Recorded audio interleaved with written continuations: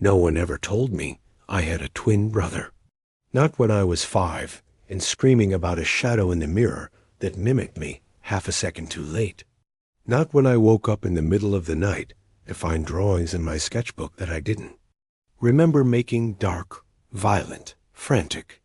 Not even when I was 16 and blacked out for a week, only to wake up in a hospital with a concussion, a broken hand, and my father looking at me like I was a stranger. They all said it was stress. But now I'm 29, and I've just found a hospital intake form with my name on it signed 2 weeks ago while I was out of town on a business trip. The address listed? Room 217, a locked psychiatric ward in a place I've never heard of. And under emergency contact, someone wrote my twin brother's name. The paper trembled in Eli's hand, though the rest of him was frozen. The intake form was stained with something, maybe coffee, maybe blood, and the cheap hospital ink had started to blur near the edges. But the signature was clear. Eli Thomas Alcott. His own name. His own looping left slant signature. But he hadn't signed. He was in Chicago 2 weeks ago. A pitch meeting, hotel receipts, his manager's confirmation. He had proof. And yet, here was a medical record stating that he'd been admitted to New Haven Psychiatric Institute in upstate New York, complaining of auditory hallucinations, delusional thinking, and the persistent feelings of dual identity. He sat in the back seat of his rental car, parked outside the Ruston gates of the facility. New Haven wasn't a big place, just a faded sign, a winding driveway, and red brick. Buildings that looked more like a prep school than a hospital. The kind of place wealthy families quietly used when a relative became unmanageable. Eli was a rational man, a branding consultant. He made PowerPoints and brand roadmaps, not ghost stories. But this wasn't a ghost story. It was paperwork. Documented, certified, his own name, his own face on a file he had no memory of. The emergency contact listed was even more disturbing. Aaron Alcott, brother. Eli had no siblings. He was an only child. He was sure of it. He stepped out of the car and felt the gravel crunch beneath his shoes. The air smelled of pine and rust. As he approached the front desk, the nurse, young, unsmiling, barely glanced up. To ask about a patient, Eli said, voice tight. Name? Eli Alcott. She tapped at her keyboard. Her eyes flicked up to him. Held there, something shifted in her face. Then she stood up. One moment. She disappeared into a back hallway, leaving him alone in the quiet lobby. The silence stretched. A clock ticked. A TV mounted in the corner played some old soap opera at low volume. Eli's heart pounded. Then a voice. Low, male. Behind him. You came back. Eli turned. There was a man standing near the entrance to the east wing, about his age, same height. Dark hair, sharp jawline. He could have been looking into a mirror. But this man's eyes were darker, his posture coiled. His grin, when it came, was not friendly. I told them you would, the man sighed. You always do. Eli's mouth went dry. Who are you? The man stepped closer, eyes burning. Don't be stupid. You know who I am. Eli stumbled back. The nurse reappeared just then, startled. Mr. Alcott, what are you doing out here? But she wasn't talking to Eli. She was talking to the other man. He smiled wider. Just stretching my legs. My brother here was getting lonely. Eli's world narrowed to a pinpoint. He had just met someone who looked exactly like him. And the hospital thought he was Eli. But Eli had never been here before. Had he? Eli sat in the visitor's room, a dull beige box with flickering fluorescent lights and bolted-down furniture. His mouth felt like sandpaper.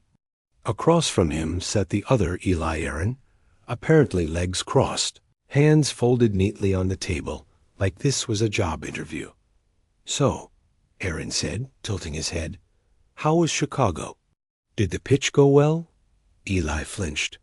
How do? You know that? I know a lot of things. We share more than a face, you know. I don't have a brother. Aaron smiled. That's what they wanted you to believe. Eli pressed his palms into the table, grounding himself. This is some kind of mistake, or a con. You're impersonating me. Aaron leaned forward, eyes narrowing. You've been seeing the drawings again, haven't you? That stopped him cold. Aaron continued, calm and measured. You wake up with ink on your fingers. Pages torn from your sketchpad. Scenes you can't remember drawing, but somehow you know they're yours. Violent. Frantic. Faces blurred. Hands tied. Doors that don't open. Eli's throat closed. He hadn't told anyone about the drawings. Not since he was a teenager. Aaron tapped his temple. It's all up here. You just don't want to see it? A buzzer sounded. A nurse stepped into the room. Time's up. Eli stood too fast, the chair screeching behind him. He walked out without looking back, but he felt Aaron's stare drilling into his spine. Outside, he paced the gravel lot, his phone clutched like a lifeline. He called his mother. Eli? Sweetheart? Did I have a brother? A pause. What kind of question is that? Just answer me. Did I have a twin? Someone named Aaron? Silence stretched on the line. I think. You should come visit, she said quietly. We'll talk. The next morning, he was on a flight to North Carolina, heart pounding the entire way. His mother lived in a quiet suburb outside Asheville gated community, golf course, pristine sidewalks. The illusion of control. She greeted him with open arms, but there was a tightness in her smile. A buried panic. They sat in the kitchen. Coffee, small talk, avoidance. Mom, he said, now.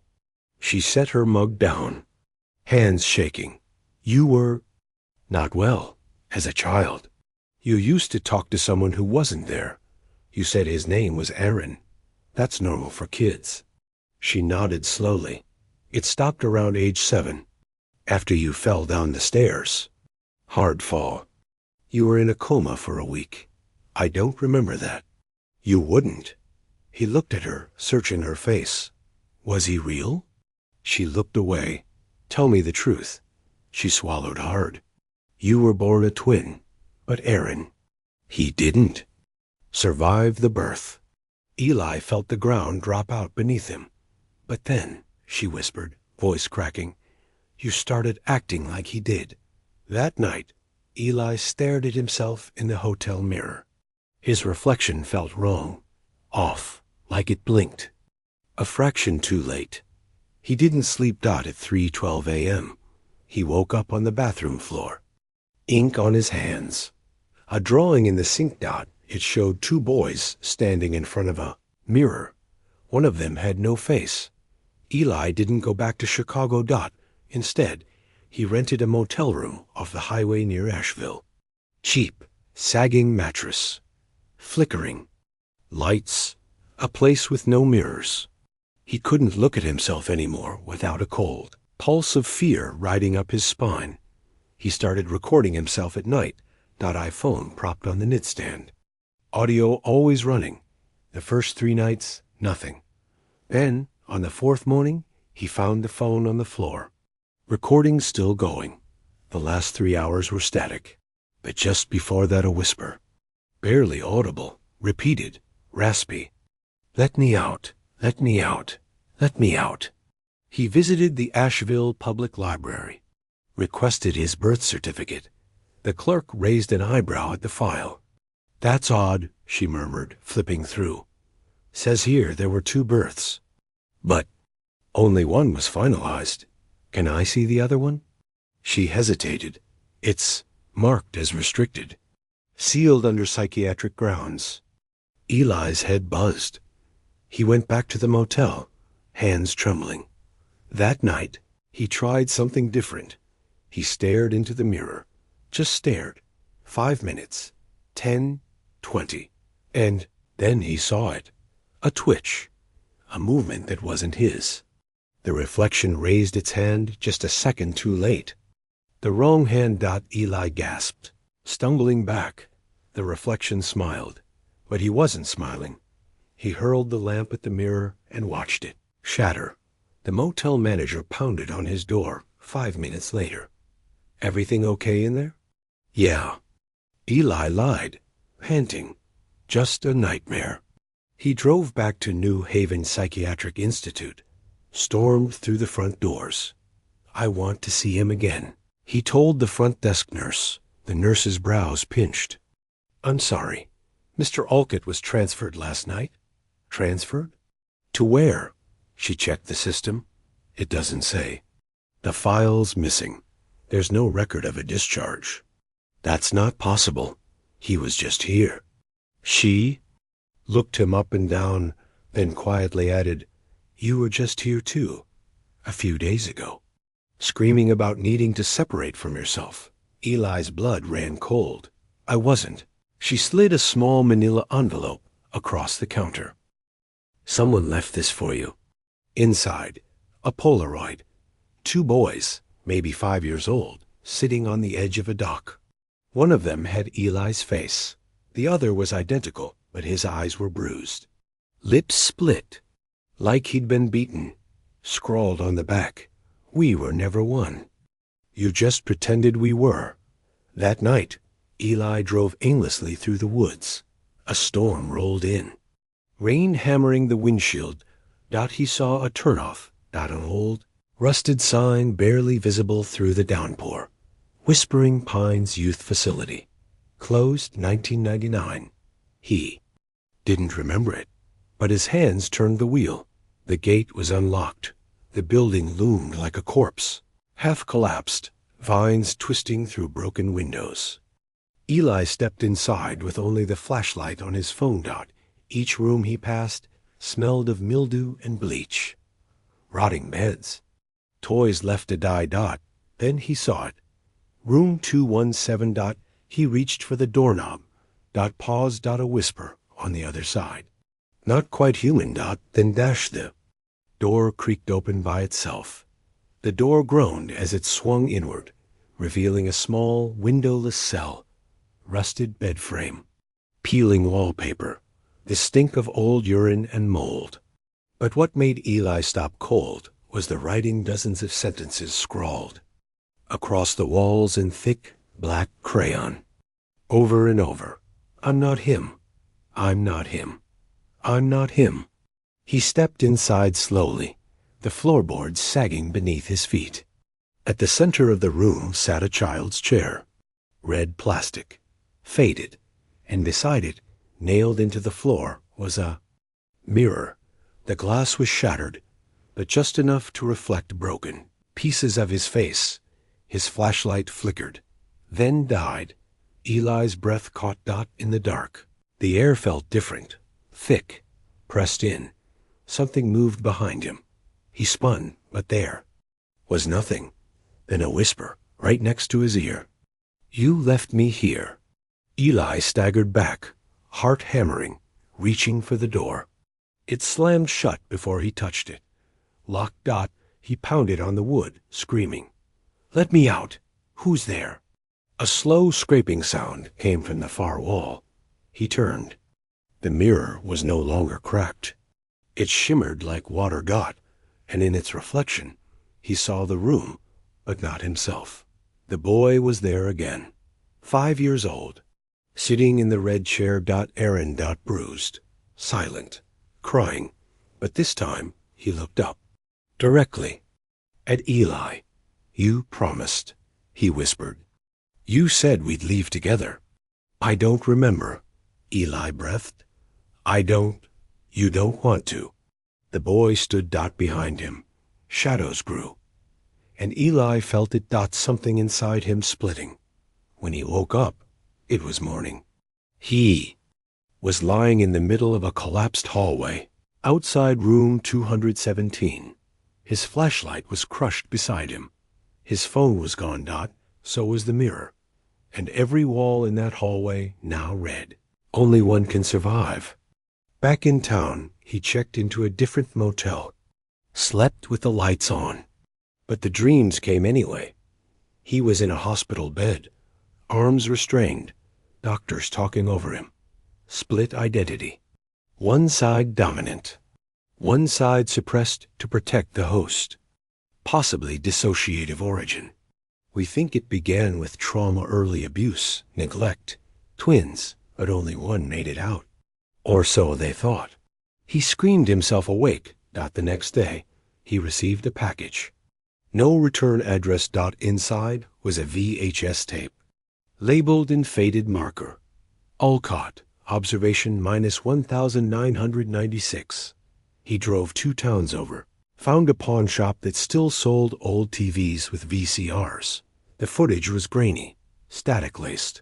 A hospital room. A boy sat on the floor, rocking. Eli or Aaron. It was impossible to tell. The boy was whispering something again and again. The camera mic was low, but he caught a few words. "He needs me. They hurt me because of him. He forgets, but I remember." Then, slowly, the boy turned and looked directly into the camera.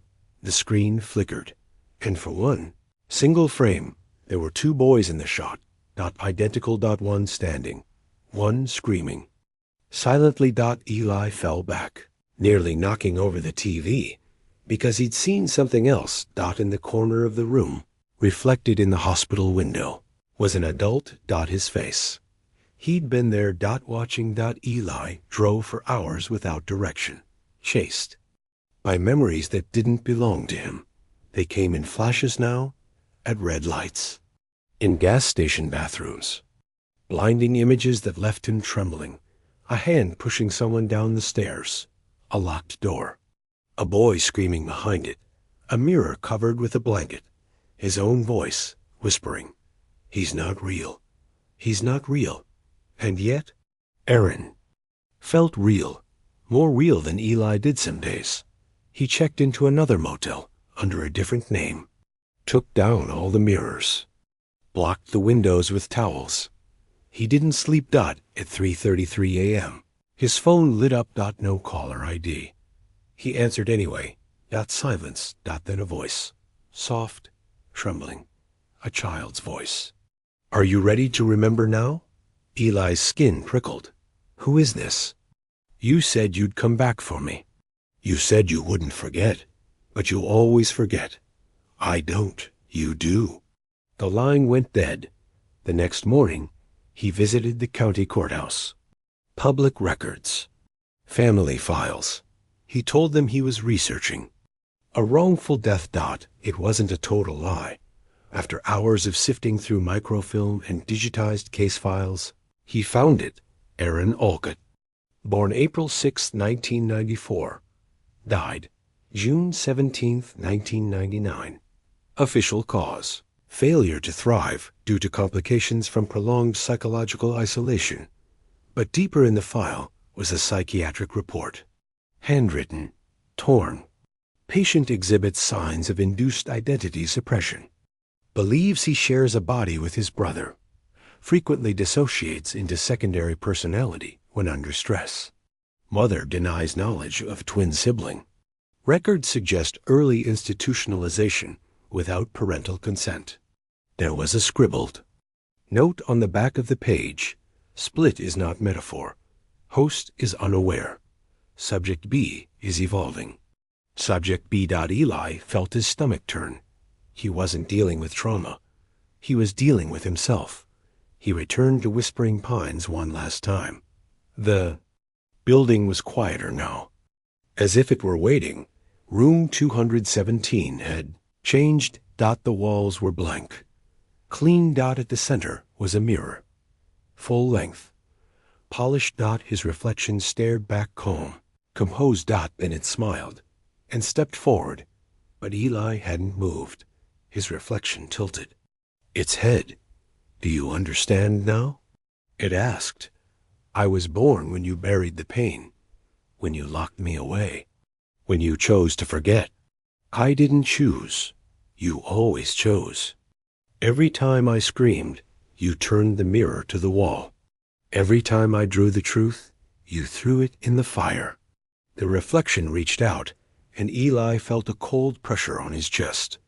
I carried what you couldn't. The nights, the screams, the guilt. You made me, Eli, and now the mirror shimmered. You don't get to leave without me. Eli screamed and struck the glass, but it didn't shatter. Instead, it rippled. And from within, a hand reached out, his own hand, but the skin was burned, twisted, fingers clamped around his throat. And the world went black. Eli woke up in a hospital. Bed. Again. But this time he wasn't restrained. The room was cold, sterile, and white. The kind of white that burns. Too clean. Too bright. There was a mirror across from the bed, and someone sitting in the corner.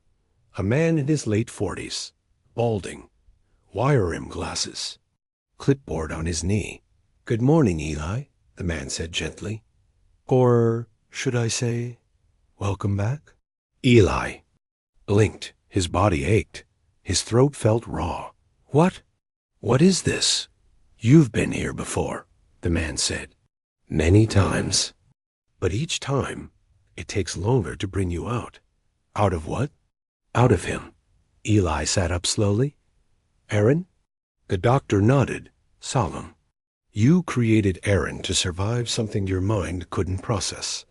He took the pain, the memories, the abuse. At some point, he stopped being a defense mechanism and became a fully realized identity." "That's not possible," Eli whispered. "Dissociative identity disorder," the doctor said. "Textbook case. But advanced, resistant. He's been growing stronger, more independent. I spoke to him. I saw him." "You saw a projection," the doctor said. "A neurological feedback loop. Your brain splitting itself in two, feeding you illusions, voices, even changing your handwriting. You've been switching back and forth for decades." Eli stared at the mirror. "I thought he died." "He never lived," the doctor said. "Not outside of you, but your mind believed he did." He leaned forward. "We've reached a critical point, Eli. Aaron doesn't want to be suppressed anymore. He wants to take over." Eli shook his head. "That's not possible. He already has, multiple times." "Do you remember the incident with your father?" A shiver crept up Eli's spine. "No." "You blacked out for a week. Your father ended up in the hospital. Broken ribs, concussion. He never pressed charges. Because he knew. He'd seen the switches." "No," Eli whispered. "I wouldn't. You didn't. But Aaron did." Later. That night, Eli lay in bed. The hospital lights dimmed. He could feel it again. That pressure, that second heartbeat. The whisper started low, just below the surface of thought. "You can't live without me. You need me. You're weak. I made you as strong." Eli sat up. "I'm done hiding," he whispered. He stood, walked to the mirror. This time, the reflection didn't copy him. Aaron stood inside it, eyes red, smiling like a wolf. "You're scared," Eli said. Aaron didn't reply. "You need me to be afraid. That's how you survive." Aaron's grin faltered. Eli stepped forward. "You're not a monster. You were a child, abused, forgotten. You screamed for help and no one came. So I made you real." The mirror flickered. Aaron looked unsure, vulnerable. "But we're not children anymore. And I don't need you to protect me like this." Aaron's expression twisted: rage, pain, betrayal. "You'll die without me." "No," Eli said, pressing his hand to the glass. "We live together. Or not at all." And with that, Eli stepped into the mirror. Or rather, he pulled. Aaron threw. The mirror exploded in light. And then silence. When the nurses rushed in, Eli was on the floor. Eyes open, but no longer fighting, No longer two. Whole. 3 weeks later, Eli stood at the edge of the lake where the photo had been taken. Two boys. A dock. A forgotten summer dock. He hadn't been here since he was 5. But somehow, his feet knew the path through the trees. The rotting wood beneath him groaned with age, but it held Dot in his pocket. A single drawing. The last one he'd made before. They discharged him from New Haven. 2 boys, standing side by side. Both whole. Neither hiding. He sat on the edge of the dock, staring into the rippling water. The surface shimmered in the breeze, reflecting sky and trees and something deeper. He remembered now. The truth hadn't come all at once. It came in fragments, pieced together with the help of Dr. Klein, the man with the wire-rimmed glasses. Aaron hadn't just been a constructive trauma. He had been real once. They had been twins, but something had happened in that house. Something dark. Something both of them had carried, in different ways. Their father, the locked basement. The bruises Eli never remembered getting. Aaron had taken the worst of it. Because Eli, quiet, obedient Eli, had learned how to disassociate, how to forget. When their father finally, accidentally, pushed Aaron down the stairs, he told the hospital it had been a tragic fall. Aaron went into a coma, died days later. But Eli, cracked. He erased the truth, bent reality, created a world where Aaron had never existed. Because to remember was to admit he hadn't protected his brother, that he had watched and done nothing. So Aaron stayed alive. In drawings, in dreams, in reflections. A ghost with no grave. The diagnosis was only half the story. Dissociative. Identity disorder had taken root in fertile soil. Real trauma, real guilt, and the ultimate betrayal of forgetting. Now, Eli sat at the edge of that memory, holding the drawing like a prayer. "I'm sorry," he said aloud, voice trembling. The water was still, but in the depths something shifted. A shadow, a flicker of movement. Then dash just for a moment. He saw it. A boy's face. Not angry, not vengeful, just tired, and then it was gone. Back in Chicago, Eli began again. Therapy 3 times a week. No more mirrors covered in sheets. No more blackouts. The drawing stayed on his fridge. He still heard Aaron sometimes. But it wasn't like before. It was quieter, gentler. A presence, not a possession. A part of him that would never be separate again. The final truth wasn't about horror. It was about grief. And finally, after decades of silence, Eli grieved. Late one night, he opened a new sketchbook. The page stayed blank for a long time.